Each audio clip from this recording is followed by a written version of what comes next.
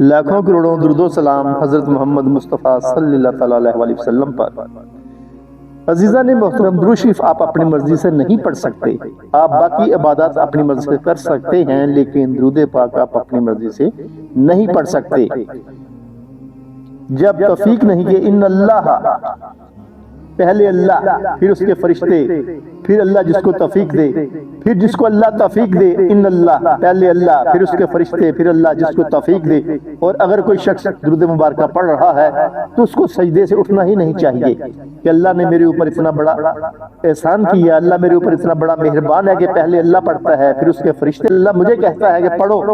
وہ بڑے خوش نصیب لوگ ہیں جن کی ہونٹوں پر درود مبارکہ جاری ہوتا ہے۔ ہر عبادت رد ہو سکتی ہے، کہیں آپ کی بدنیتی شامل ہوئی آپ کی دعا رد ہوگی، آپ کی نماز رد ہوگی، آپ کا صدقہ خیرات زکوٰۃ، آپ کا حج عمرہ رد ہو سکتا ہے۔ درود شریف کبھی رد نہیں ہو سکتا،